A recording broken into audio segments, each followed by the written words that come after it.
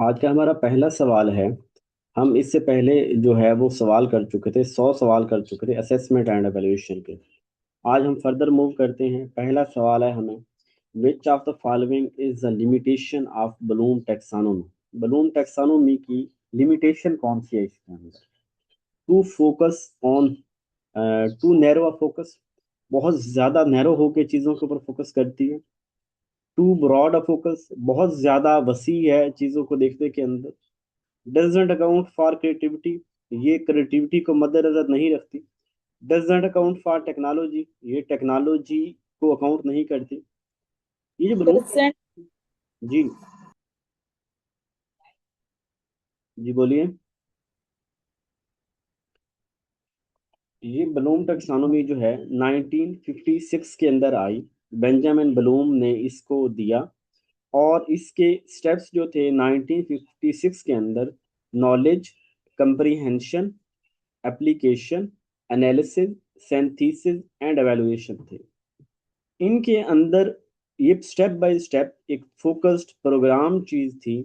और इसके अंदर जिस चीज की कमी थी वो क्रिएटिविटी की थी, कि ये क्रिएटिविटी के ऊपर फोकस नहीं करती थी। और एक सिंपल, एक सीधे वे से जो है वो चीजें इसके अंदर चलती थी। ठीक है कि हमने पहले, यानी जब भी आप एक ट्रैक को फॉलो करते हैं फिर आपके अंदर क्रिएटिविटी नहीं होती। यानी आप सिर्फ उसी को स्टेप बाय स्टेप फॉलो करते हैं और अपने कामों को पूरा करते हैं, कुछ नया नहीं कर पाते। लेकिन चूंकि यहाँ पे सिंथेसिस तो था, सिंथेसिस का मतलब यहाँ कंसेप्ट को कंबाइन करना था। और एट द एंड एवेल्युएशन को सिर्फ देखना कि मैंने क्या किया है। तो लेकिन यहाँ पे जो, फिर उसके बाद जब ये 2001 के अंदर इसको रिवाइज किया गया एंडरसन ने, उस वक्त इसके अंदर क्रिएटिंग का ऑप्शन जो है वो शामिल किया गया। उससे पहले इसके अंदर क्रिएटिंग का ऑप्शन नहीं था। अच्छा, फिर एक और बात, यहाँ तो इसका ऑप्शन जो आंसर है, जो मोस्टली लोग कह रहे हैं वो यही है कि ये क्रिएटिविटी को नहीं लेके आती। और बात समझ में भी यही आती है कि जहाँ एक स्टेप्स को फॉलो किया जाता है तो वहाँ क्रिएटिविटी कम होती है। फिर इसके अंदर ये है कि टेक्नोलॉजी की एक बात, आप में से बहुत से लोगों को पता होगा कि 2008 के अंदर आई थिंक जो है वो ब्लूम टेक्सानोमी जो है टेक्नोलॉजी की आई थी, जिसके अंदर टेक्नोलॉजी के ऊपर काम हुआ था। तो हम अकेले ये भी नहीं कह सकते कि टेक्नोलॉजी को मद्देनजर नहीं रखती। लेकिन बहरहाल ये आई बाद में है, टेक्नोलॉजी की थ्योरी है वो अलग से टेक्सानोमी है। वो अभी इसके अंदर एजुकेशन के अंदर फोकस नहीं की जाती, लेकिन कम से कम आपको इतना पता होना चाहिए। सेकंड क्वेश्चन हमारे पास है, वो है, completing a task with 80% accuracy is requirement for success is the example of। आप कोई काम मुकम्मल करते हैं और उसको मुकम्मल करने के लिए आपको कामयाबी के लिए 80% नंबर चाहिए। यानी आप कोई पेपर देते हैं और उस पेपर में अगर आपके 80 नंबर आते हैं तो आप कामयाब हैं। तो ये वाला टेस्ट अगर हम देखे जाएं तो कौन सा टेस्ट होगा? क्या नॉर्मल रेफरेंस टेस्ट होगा या क्राइटेरियन होगा? Normal criteria. के अंदर तो हम कंपैरिजन कर रहे होते हैं, लेकिन यहाँ पे कंपैरिजन नहीं हो रहा।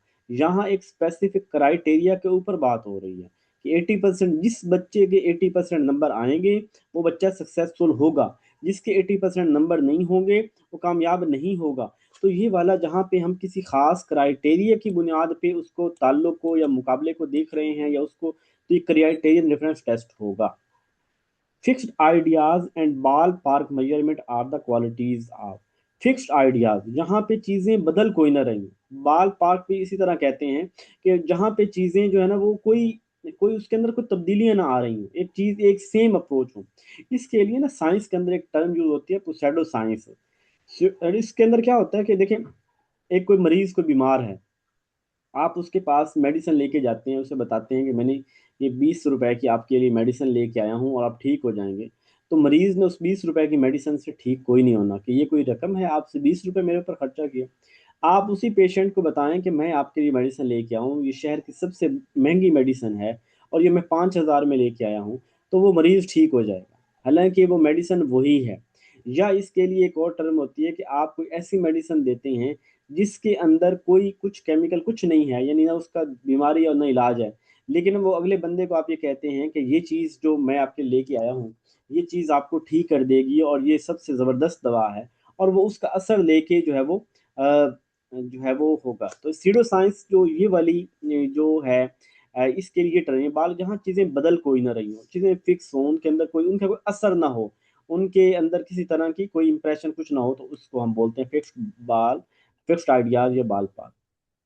नेक्स्ट हमारे पास है measurement is the process of. Measurement किस चीज का प्रोसेस है, यानी इसके अंदर हम क्या करते हैं, क्वालिफाई करते हैं या रिवाइजिंग करते हैं, क्वांटिफाई करते हैं या एक्सप्लेन करते हैं। जो मेजरमेंट है इसके अंदर हम न्यूमेरिकल वैल्यू दे रहे होते हैं, यानी कि हम पेपर को टेस्ट है, टेस्ट को चेक करके उसको नंबर्स अलॉट कर रहे होते हैं। तो इसका मतलब है कि हम उसको क्वांटिफाई कर रहे होते हैं। मेजरमेंट का मतलब क्या है कि आप उसको क्या कर रहे हैं, क्वांटिफाई कर। Next, evaluation is the process of in education. कि जो एवेल्युएशन है ये कौन सा प्रोसेस है एजुकेशन के अंदर, क्या हम इसके अंदर क्वांटिफाई कर रहे होते हैं, क्वांटिफाई तो मेजरमेंट के अंदर करते हैं, क्या हम इसके अंदर जजमेंट दे रहे होते हैं, क्या हम एवेल्युएशन जो है वो बेहतरी के लिए कर रहे होते हैं, या चीज़ों को रिवील। तो इसके लिए जो खास कीवर्ड जो वो है वैल्यू जजमेंट। कि एवेल्युएशन के अंदर हम चीज़ों आखिरी फैसला ले रहे होते हैं, फाइनल डिसीजन ले रहे होते हैं, जजमेंट दे रहे होते हैं।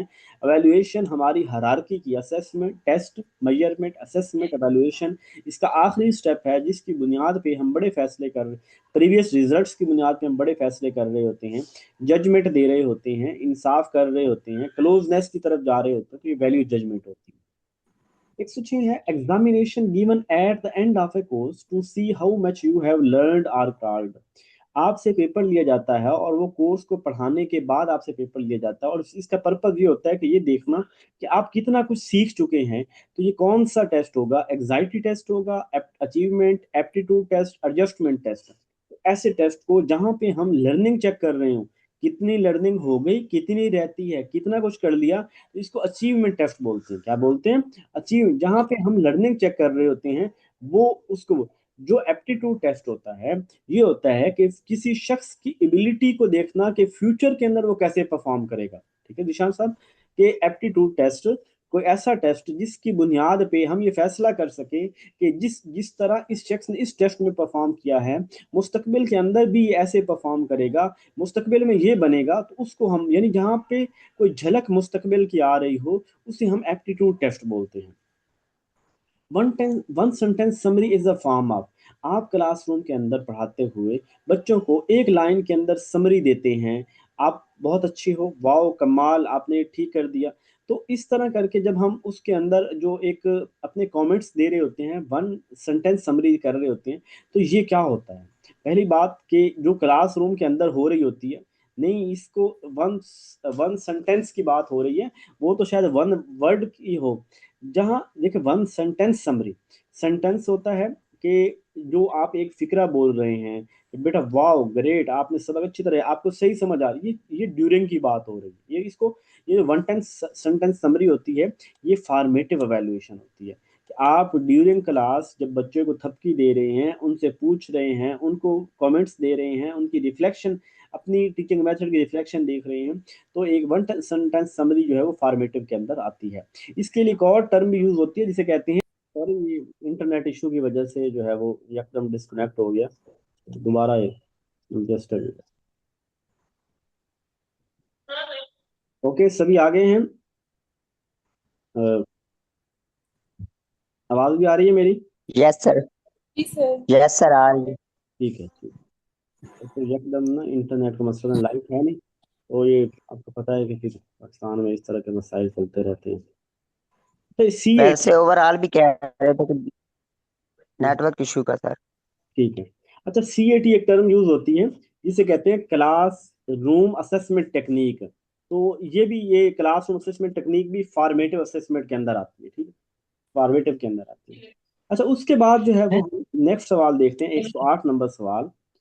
What may be considered to be qualities which all individual possesses in varying degrees? कौन सी तुम ऐसी क्या करें, क्वालिटीज ऐसे तो क्वेश्चन है, क्या करें, इंसान बना करें, हो अपना जाता। माइक ऑफ कर ले कि कौन है?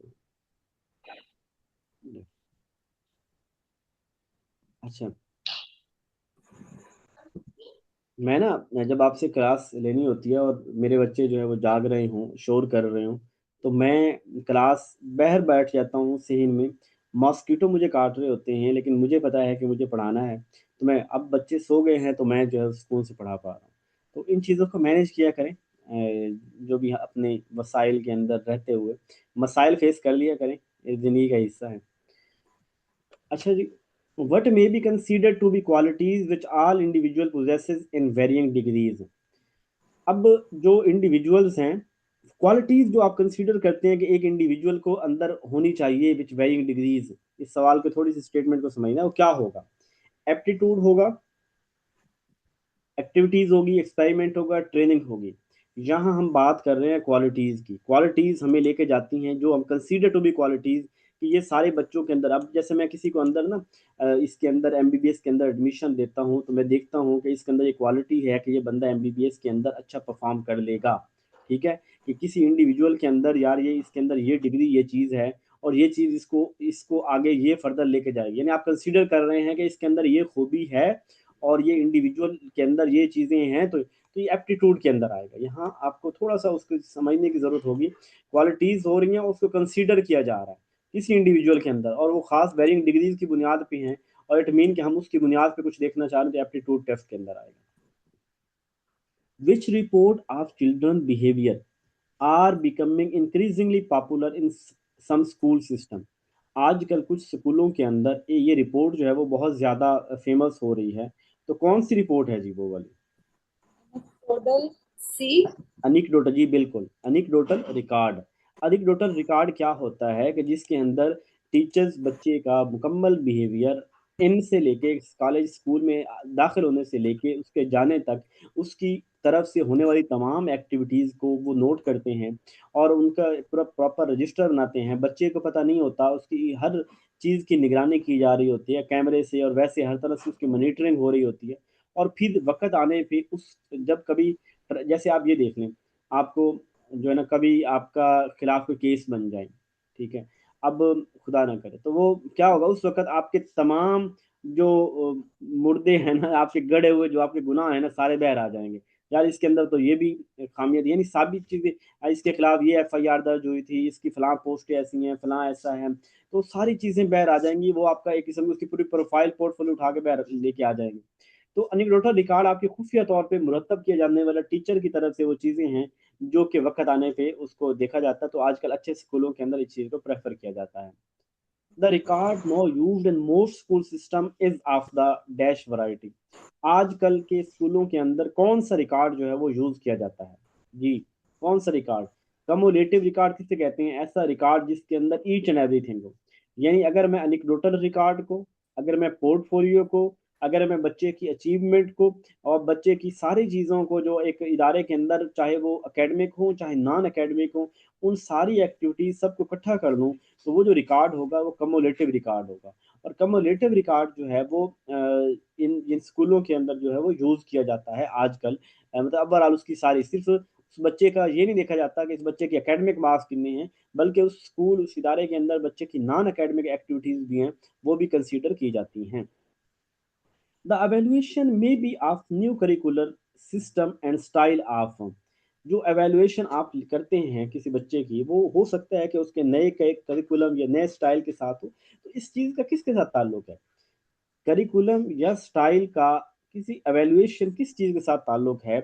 इसका ताल्लुक एजुकेशन के साथ है। एजुकेशन के अंदर करिकुलम होता है और करिकुलम की जो अंदर मौजूद एक्टिविटीज़ हैं, जो स्टाइल्स हैं, उनको हम लोग जो है क्या कर रहे होते हैं, एवेल्युएट कर रहे होते हैं। तो ये बेसिक चीज़ जो है वो एजुकेशन होगी जिसके ऊपर ये सारा काम सारा कुछ हो रहा होगा। The best are achieved when all participating members work happily and effectively together. Best क्या होगा कि जब सारे लोग जो हैं वो मिल के, तमाम यानी लोग जो है वो मिल के कोई काम, मेंबर्स काम कर रहे होंगे बड़ी खुशी से और बड़े अच्छे तरीके से, तो क्या चीज़ बेहतर होगी? प्रोग्राम बेहतर हो जाएगा, रिलेशन बेहतर होंगे, अरेंजमेंट बेहतर होगी, या रिजल्ट रिजल्ट्स बेहतर? रिजल्ट्स बेहतर होंगे जब सारे लोग कोलेक्टिवली, कोलैबोरेटिवली, कोऑपरेटिवली और काम कर रहे होंगे, तो ये उसके रिजल्ट्स बेहतर होंगे। Next है the level of understanding and the amount of experience of each teacher are essential consideration in evaluating and diagnosing. The level of understanding, understanding का लेवल क्या है, और amount of experience of each teacher, हर teacher का जो तजर्बा है वो are essential consideration evaluating and diagnosing. किसकी परफॉर्मेंस को देखने के लिए ये सारी चीजें हो रही होंगी? ये सारी परफॉर्मेंस यानी कि आप देखते हैं कि उसका यार उस टीचर का तजर्बा कितना है, टीचर की बात हो रही है, टीचर और परफॉर्मेंस, उसकी अंडरस्टैंडिंग कितनी है, और वो चीज़ों को डायग्नोज कैसे करता है, चीज़ों को एवेलुएट कैसे करता है। तो ये किसकी करते हैं हम? ये बेसिकली टीचर की परफॉर्मेंस को कर टीचर रहे हैं। परफॉर्मेंस, जी, टीचर की परफॉर्मेंस कैसी है? A recognition of dash difference is an essential factor in effective supervision.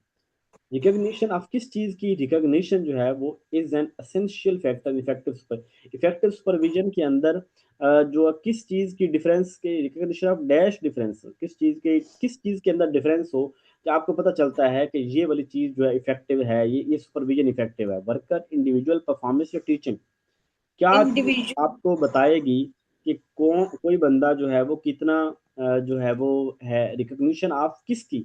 अब एक वर्ड यहाँ पे यूज इंडिविजुअल, है, डिफरेंस। आप क्या बोल रहे इंडिविजुअल बी, हैं? हाँ जी, ये वर्ड यूज है डिफरेंस। अब डिफरेंस के इंडिविजुअल डिफरेंस साइकोलॉजी का सबसे मोस्ट जो फेवरेट एक वर्ड है कि वो इंडिविजुअल डिफरेंस। अब जब भी कभी हमें किसी इंडिविजुअल डिफरेंस की जो है वो एक यानी एक इफेक्टिव सुपरविजन के लिए जो एक अहम फैक्टर है वो ये है कि जो इंडिविजुअल डिफरेंस है वो उसकी पहचान हो कि उसके अंदर क्या चीज़। हम तभी लर्निंग अपनी क्लासरूम के अंदर बेहतर करवा सकते हैं जब हम इंडिविजुअल डिफरेंसेस को समझेंगे, जब हम समझेंगे कि हर बच्चा हमारे पास यूनिक है और उसको अंडरस्टैंड करेंगे, तो आप एक इफेक्टिव टीचिंग करवा सकेंगे, आप एक इफेक्टिव सुपरवाइजर बन सकेंगे। और ये इफेक्टिव सुपरविजन की एक खास क्वालिटी है कि आप ये चीज़ समझ जाएं कि किस बंदे की क्या ज़रूरत है, इक्विटी और इक्वालिटी का आप ख्याल रखने वाले बन जाएं। If evaluation is to serve as the chief base for determining the nature and direction of proposed changes in education, it must be a कौन सा ये जो इवेल्युएशन है कैसा प्रोसेस होना चाहिए कि जो serve as a chief base of determine, आप उसके नेचर को देखें और उसके लिए प्रपोज जो चेंजिंग है उसको देखें, तो ये प्रोसेस कैसा होगा? एवेल्युएशन कैसा प्रोसेस है? तो बड़ा कॉमन सा सवाल है। एक never ending process, never ending, कभी भी खत्म नहीं होती। तो चीफ बेस है फॉर की नेचर कैसी है और इसकी क्या चेंजिंग होनी चाहिए, और ये चीजें हमेशा से चलती रहती हैं, हम हमेशा देखते हैं। और measurement is simply a quantitative description of, किसके अंदर जो मेजरमेंट है ये क्वांटिटेटिव डिस्क्रिप्शन जो है वो देती है हमें लर्निंग के अंदर, एक्सपीरियंस डाटा के अंदर, ऑब्जर्व डाटा के अंदर या अचीवमेंट के अंदर? ऑब्जर्व डाटा, ऑब्जर्व डाटा के अंदर। ठीक है, मेजरमेंट जो है ये सिंपली एक क्वांटिटेटिव डिस्क्रिप्शन है, यानी जो हमने डाटा लिया है, जो ऑब्जर्व किया था, टेस्ट के जरिए लिया था, जो डाटा लिया है, उस डाटे की बुनियाद पे हम जो उसको क्वांटिफाई कर रहे होते हैं, ये मेजरमेंट है। यानी मेजरमेंट का ताल्लुक क्वांटिफाई से है, और ये डिस्क्रिप्शन है कि जो डाटा हमने ऑब्जर्व किया, जो डाटा हमने लिया है। अगर हम वर्ड यूज करें ना, लर्निंग, एक्सपेरिमेंट, अचीवमेंट, ये कोई स्पेसिफिकेशन की तरफ चला जाएगा कि अचीवमेंट के अंदर तो हम एट द एंड देख रहे होते हैं और क्लासरूम के अंदर ले रहे होते हैं, और इसके अंदर कोई एवेल्युएशन के बाद भी हो रही होती है, एवेल्युएशन को भी अचीवमेंट कहते हैं, समेटिव के टेस्ट को भी अचीवमेंट कहते हैं। तो ये वाली अगर चीजें हम देख रहे होंगे, तो ये चीज इस चीज का ताल्लुक डायरेक्ट क्वांटिफाइंग से नहीं होगा। लर्निंग भी होती है, लर्निंग हो गई है, नहीं हुई, ये क्वालिटेटिव भी बन सकती है, क्वांटिटेटिव भी। तो हम जब जो ऑब्जर्व डाटा, जो चीजें हमने ऑब्जर्व किया, उन सारी चीजों को अगर हम क्वांटिफाई करते हैं, तो इसको हम ऑब्जर्व डाटा, इसके लिए जो है वो बेहतरीन टर्म है यहाँ पे। Bye means of devices and interpretation of result, a teacher is aided in his diagnosis of the individual weakness of his pupil and can adapt his teaching to them. Measuring devices C, measuring device, जब devices की बात आई ना, या test devices होती है, measuring devices आप यहाँ कहते हैं कि पहले देखिए, पहले हमारा होता है टेस्ट, टेस्ट के बाद आता है मेजरमेंट। अब यहाँ पे देखिए devices and interpretation of result. अब आपके जेहन में आ जाना चाहिए कि इंटरप्रिटेशन से पहले स्टेप कौन सा होता है? By means of test, measuring devices, उसके बाद मेजर करते हैं, उसके बाद इंटरप्रिटेशन की तरफ जाते हैं। तो इंटरप्रिटेशन रिजल्ट बाद में आया, तो आपके जेहन में आ जाना चाहिए कि ये यार यहाँ पे डिवाइसेस की बात हुई है, फिर ये डिवाइसेस जो टेस्ट को हम टूल बोलते हैं बेसिकली, जो डिवाइस है मेजरमेंट डिवाइसेस, और फिर इंटरप्रिटेशन की बात की है, तो ये वाली मेजरमेंट की बात हो रही है। A teacher is aided in diagnose in the individual weakness, उसकी वीकनेस को देखता है और उसके सजेस्ट करता है क्या करना चाहिए। Evaluation involve the use of any type of instrument for evaluation जो है वो कैसा evaluation involve the use of any type of instrument for. अच्छा, एवेल्यूशन क्या करती है? एवेल्यूशन के जजमेंट अंदर देती क्या करते हैं हम? किस चीज़ के मुतालिक डिसीजन ले रहे होते हैं, जजमेंट कर रहे होते हैं। हम उस चीज़ के मुतालिक जान रहे होते हैं कि ये क्या चीज़ है, क्या पाया, क्या खोया, क्या स्ट्रेंथ, क्या वीकनेस। तो इफ अप्रेजल बोलते हैं। अप्रेजल का वर्ड जो यूज होता है ना, ये बेसिकली यूज होता है किसी चीज़ के मुतालिक, यानी कि असेसमेंट को समझ ले। असेसमेंट की एक ब्रॉडर टर्म जो है वो अप्रेज करना, अच्छी चीज़ों को जो है वो, यानी चीज़ों को जांचना परखना, उसको हम इस टर्म को हम अप्रेजल के तौर पे लेते हैं ओवरऑल किसी चीज़ की। तो एवेल्युएशन जो है वो किसी चीज़ के इंस्ट्रूमेंट या किसी चीज़ के बारे में आप जो जान रहे हैं वो कैसा है, तो इसको अप्रेजल के अंदर काउंट करते हैं। Excuse me sir. जी। सर इसका आइडेंटिफाइंग नहीं आ सकता? जजमेंट दे रहे होते हैं हम, आइडेंटिफाई तो कर रहे होते हैं फाइनल रिजल्ट्स। इसके तो सारे ठीक लग रहे हैं। वर्ड जो ठीक। ये ना, बाकी सारे ये जो अप्रेजल वर्ड है ना, ये इसको आप जोड़े जैसे टेस्ट, मेजरमेंट, असेसमेंट, एवेल्युएशन, एक हायरार्की जी है ना, तो एवेल्युएशन आती है। एवेल्युएशन जी की ब्रॉडर टर्म अगर हम इस सारे सीन को देखें ना, यानी इन चारों चीजों को मिला लें हम, test, measure, assessment, evaluation, overall, तो हम उसके लिए अप्रेजल का वर्ड यूज करते हैं कि टेस्ट जी अप्रेजल ठीक। इस चीज के। तो ये टर्म जो है ना, ये ओवरऑल एक चीज का अहाता करती है। तो इस वजह से करके हम ओके। आप, क्योंकि एक देखिए, जैसे होता है ना, हर सब्जेक्ट के कुछ जार्गन होते हैं, कुछ कीवर्ड्स होते हैं। तो असेसमेंट एवेल्युएशन का जो एक अहम कीवर्ड है ना, वो अप्रेजल है। बनिस्बत चल है। इसके कंप्लीशन, प्रोसेसिंग, आइडेंटिफाइंग, ये उसका कीवर्ड नहीं है, चाहे वो उसके मीनिंग दे रहे हैं, लेकिन जो उसकी टर्म उसके लिए स्पेसिफाई यूज होती है ना, वो अप्रेजल होती है। जी सर ठीक। सर ये ऑप्शन, अस्सलाम वालेकुम सर। जी वालेकुम। सर ये 1 मिनट के लिए यहाँ रोक लीजिए। ये इवैल्यूएशन, अप्रेजल, कंप्लीशन, लास्ट में सी प्रोसेसिंग और लास्ट में कौन सा है सर? Identifying, identify. आइडेंटिफाई। हाँ सर, अगर इसको हम फर्दर जो है ना इसको वो कर ले, जोड़ ले इसको, तो ये टेस्ट, मेजरमेंट, असेसमेंट, इवैल्यूएशन, इन असल में ये जो कीवर्ड है मेरे ख्याल में वो सब के अलग अलग है और हर एक के साथ वो हैं। जिस तरह का आइडेंटिफाइंग ये डेटा से रिलेट हम कर ले तो मेरे ख्याल में ये हमारे पास मेजरमेंट के पास आ जाएगा। असेसमेंट चूंकि एक प्रोसेस है, उसको प्रोसेस के साथ कंप्लीट कर लेंगे। और कंप्लीशन जो है वो भी असेसमेंट के सब टाइप की तरफ है। और जो अप्रेजल है, बेसिकली हमारा काम भी यही है कि जो फाइनल वैल्यू जजमेंट हमारे पास आ जाए, तो अप्रेजल के मेरे ख्याल में यही सही रहेगा। वाह, थैंक यू, आपने चीज़ों को मज़ीद वजाहत कर दी है। बहुत शुक्रिया कि आपने इसके अंदर ये ऐड किया। अच्छा जी, नेक्स्ट क्वेश्चन है, education after all has certain objective. Education के आखिर को कुछ ऑब्जेक्टिव मकासद हैं। And when we go through the details of the process in which teaching learning has taken place, it could help us to form a reasonable. तो आखिरकार हम क्या बनाते हैं, इस सारे प्रोसेस के बाद क्या होता है? यानी हम जब जजमेंट। भी जजमेंट कर रहे होते हैं कि इस डिटेल ऑफ द प्रोसेस, सारे प्रोसेस से गुजरने के बाद मकासद को अचीव करना है एजुकेशन में, और हम उसके लिए सारे प्रोसेस को टेस्ट लेते हैं, मेजरमेंट करते हैं, असेसमेंट, एवेल्युएशन करते हैं। इस सारे का पर्पज एट द एंड क्या होता है कि हम प्रॉपर एक रीजनेबल एक जजमेंट देना चाह रहे होते हैं, एक फैसला करना चाह रहे हैं। As supervision have developed into an integral part of the total pattern of many definition of it have emerged। क्या इसका बनेगा कि supervision have developed into integral part, super integral part है of the total pattern of, जो एक पूरा total pattern है उसके अंदर सुपरविजन एक बड़ा अहम किरदार अदा करती है। कौन सा पैटर्न, क्या, किस चीज का? Guidance, education. ग्रोथ, एजुकेशन या एवेल्युएशन? सुपरविजन जो होती है ना, ये एक निगरानी है। और निगरानी को, अगर इस कीवर्ड को हम एवेल्युएशन के साथ जोड़ें तो ये ज़्यादा बेहतर हो जाएगा।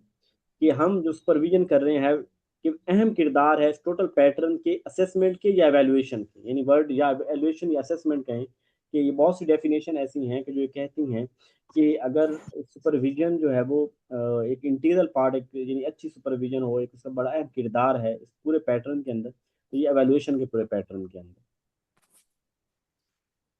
Both aptitude test and achievement test are ability test, ठीक है, ये पहले लगा हुआ है।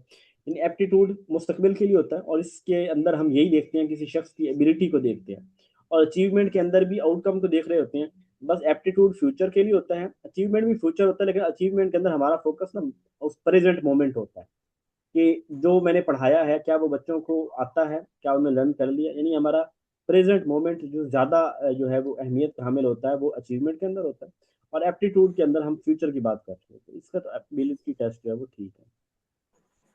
In dealing with problems, whether they are intellectual, behavioral, the first step to be taken by the teacher is to, अगर कोई प्रॉब्लम आ रही है एक इंटेलेक्ट, तो क्या टीचर क्या करना चाहिए? डिसाइड ऑन द ट्रीटमेंट, कौन सा ट्रीटमेंट करना है। Treat all the student to the same for, हर बच्चे को एक तरह का ट्रीट किया जाए। Right a prospective programme for each, हर स्टूडेंट के लिए अलग से प्रोग्राम बनाया जाए। Make diagnostic of the problem, ये प्रॉब्लम को जो है वो आइडेंटिफाई किया जाए। जी हम जी प्रॉब्लम को आइडेंटिफाई करेंगे। टीचर का काम ये है कि अगर बिहेवियरल प्रॉब्लम आ रहा है, कोई बच्चा क्लास के अंदर बहुत ज़्यादा जिद करता है या बहुत ज़्यादा बोलता है या कोई भी उसकी तरह से प्रॉब्लम है, टीचर पहले डायग्नोज तो करे कि इसके पीछे लॉजिक क्या है, रीज़न क्या है, क्या चीज़ बच्चे को इतना तंग कर रही है, मतलब इसकी वजह से बच्चा डिस्टर्ब है और इस तरह की हरकतें कर रहा है। तो टीचर पहले डायग्नोज करे वजह क्या है। What does diagnostic assessment aim to do, diagnostic assessment का क्या पर्पज है? Test at the end of the year, इस साल के आखिर में जो असेसमेंट हो रही थी। Identifying student prayer knowledge before instruction, पढ़ाने से पहले देखना कि बच्चे के पास कितना नॉलेज है। प्रोवाइड ग्रेड या एवेलुएट टीचर परफॉर्मेंस। जी 20 होगा इसका। Identifying student prayer knowledge before instruction, ये शुरू में जो हम देख रहे होते हैं कि मैंने टॉपिक पढ़ाना है, इस टॉपिक को पढ़ाने से पहले ये देखा जाए कि बच्चे को कितना कुछ आता है, कितना उसका जो प्रीवियस एक्सपोजर है, इन चीज़ों को देखना, और कितनी उसको डिफिकल्टीज उस टॉपिक के अंदर हैं, ताकि मैं पढ़ाने से पहले, टॉपिक शुरू करने से पहले उन डिफिकल्टीज को ख़त्म करके फिर मैं फर्दर मूव करूँ। तो ये वाली चीज़ जो हमारी आती है इसके अंदर, डायग्नोस्टिक के अंदर। Selecting one course of action among various alternative, जब आप बहुत से अल्टरनेटिव में से किसी एक चीज को सिलेक्ट करते हैं, ये प्रोसेस, इस चीज को क्या कहते हैं? Planning, organising, decision making, coordinating. तो डिसीजन मेकिंग की डेफिनेशन यही है कि जब डिफरेंट अल्टरनेटिव में से हम किसी एक जो है कंक्लूजन पे किसी एक चीज को सिलेक्ट करते हैं, तो डिसीजन मेकिंग होता है। What are the characteristics of the good measuring techniques, अच्छी अच्छी मेजरिंग टेक्निक्स की क्या उसकी खसूसियात हैं? ऑब्जेक्टिविटी होनी चाहिए, डेफिनेटली कोई भी टेस्ट आप बना रहे हैं तो उसके अंदर बायसनेस न हो, ऑब्जेक्टिविटी हो।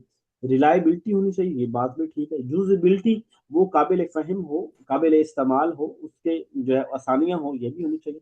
आल ऑफ दी, ये सभी बातें इसके अंदर आएंगी। यानी जो टेस्ट हमारा है जी, तो जो टेस्ट हमारा है वो ऑब्जेक्टिविटी के ऊपर पूरा उतरे, रिलायबिलिटी हो, वैलिडिटी हो, यूजेबिलिटी हो, ये सारी चीजें एक अच्छे टेस्ट, एक मुतवाजन टेस्ट के अंदर ये होनी चाहिए। लास्ट स्टेप डिसीजन मेकिंग, जो है वो डिसीजन मेकिंग क्या कर रहे हैं? प्लानिंग कर रहे हैं, कोऑर्डिनेटिंग कर रहे हैं, या अल्टरनेटिव सिलेक्शन कर रहे हैं?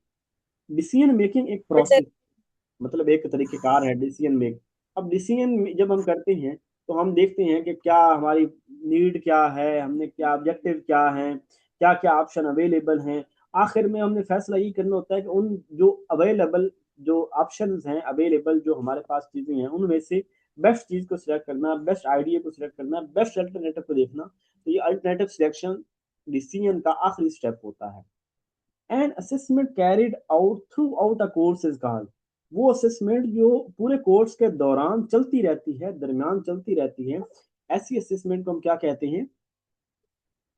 Formative assessment. क्या बोलते हैं? Formative assessment. Which of the following is not a characteristics of a good achievement test, इनमें से अच्छे टेस्ट की क्या खूबी नहीं है? रिलायबिलिटी, डेफिनेटली खूबी है कि रिलायबिलिटी के अच्छे टेस्ट में होनी चाहिए, ऑब्जेक्टिविटी होनी चाहिए, वैलिडिटी होनी चाहिए, यूजिबिलिटी होनी चाहिए, एम्बिग्यूटी, उसके अंदर ऐसी चीजें जिनकी समझ ना आने वाली हो, ऐसी चीजें नहीं होनी, बुगस मुबहम चीजें उसके अंदर नहीं होनी चाहिए। The testing used to identify what a student knows and does not know is called, कि वो टेस्ट जो बताता है कि स्टूडेंट क्या जानते हैं, ये यूज टू आइडेंटिफाई, वो टेस्टिंग जो आप ये कर रहे थे, हाँ बेटा आपको क्या आता है और क्या नहीं आता, वो कौन सा टेस्ट होगा? ये इसको फॉर्मेटिव टेस्टिंग ही बोलते हैं। यानी अब क्या बच्चे को क्या चीज़ों का आ रही है समझ, क्या नहीं आ रही, क्या पता है क्या नहीं पता, तो इसको हम मोस्टली फॉर्मेटिव के अंदर ही काउंट करते हैं। ठीक है, अब बेंच मार्क टेस्ट के अंदर कुछ लोगों का ख्याल जा रहा होगा कि नया एक ऑप्शन है। बेंच मार्क होता है कि जिसके ऊपर एक क्राइटेरिया हमने सेट किया है कि 3 महीने में मुझे इतना काम करना था, और अब जो है वो 3 महीने के मेरे ये टारगेट्स हैं, और 1 महीने का ये काम बनता है, तो मैं देखूं कि मैंने 1 महीने के अंदर इतना काम किया है कि मैं 3 महीने के टारगेट्स के अकॉर्डिंग चल रहा हूँ। जैसे होता है कि मतलब फॉर एग्जाम्पल आपने 3 महीने में कोई खास आपका टारगेट है, तो पहले जो बेंच मार्क है, पहले जो महीने के अंदर आपने काम करना था, अगर आप करेंगे तो डेफिनेटली दूसरे का तीसरे के बराबर आप यदि कर लेंगे, तो क्या वो आपने किया कि नहीं? ये इस तरह के टर्म में शायद मैं समझा पाया हूँ कि नहीं। Examination given at the end of a course to see how much you have learned are, जो आखिर में एक टेस्ट होता है, उस टेस्ट को हम क्या बोलते हैं? कौन सा टेस्ट होता है जो हम आखिर में देख रहे होते हैं कि कितना आपने सीख लिया है? इस टेस्ट को अचीवमेंट टेस्ट बोलते हैं। Behavioral events that are observed and recorded under natural condition is called, जो ये भी इसका भी ऑप्शन पहले ही जो टिक किया हो, तो नेचुरल कंडीशन के अंदर आप किसी के बिहेवियर को नोट कर रहे हो, बेसिकली वो नेचुरल ऑब्जर्वेशन। क्या है? Natural observation. The consideration of appreciation of its value dash measurement should develop an attitude fair minded. The consideration of appreciation of its value measurement should develop an attitude fair minded. ये मेरा ख्याल है, मेरे नज़दीक इसका definite option है। अगर आप जो है वो किसी के आपको पेपर चेक कर रहे हैं और उसके अंदर आप चाहते हैं कोई बायसनेस ना हो, आप बड़े फेयर माइंडेड टाइप हो, उसके अंदर आपका एटीट्यूड बिल्कुल ठीक रहे, और ऐसी सूरत में आपके पास जो क्वेश्चन होना चाहिए, जो चीज़ होनी चाहिए जिसके ऊपर मेजर करना है, वो डेफिनेट होनी चाहिए। डेफिनेट से मतलब यहाँ पे ये कि बिल्कुल एग्जैक्ट होनी चाहिए, यानी ऑब्जेक्टिव टाइप जैसे होता है ना, तो उसके अंदर कोई हमारे पास कोई बायसनेस नहीं रहती। ठीक है, थोड़ा सा इस सवाल की स्टेटमेंट थोड़ी घुमाने वाली है कि consideration of appreciation of its value, कि आप जो है वो कंसीडर करते हैं एप्रिसिएशन किसी चीज के मतलब,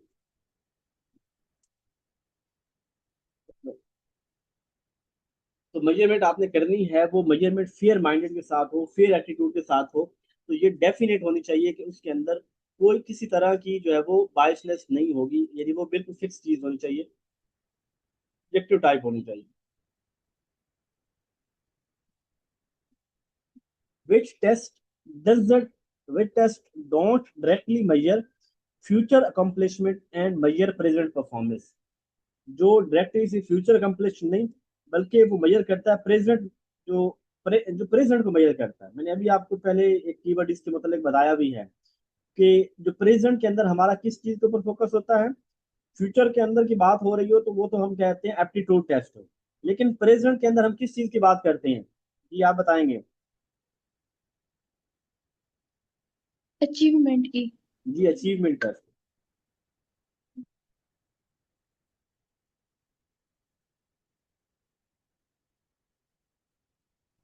नेक्स्ट है हमारे पास major qualities of assignment method is, assignment method की मेजर क्वालिटी क्या है?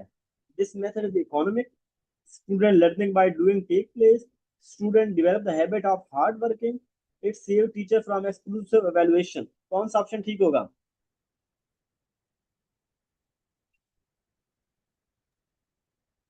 टी।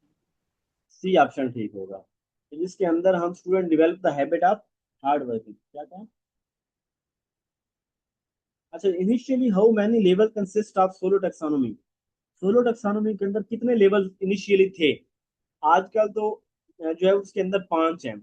डिक्सन कुलीज ने 1882 के अंदर जब दिए थे तो तब 4 थे। कितने थे?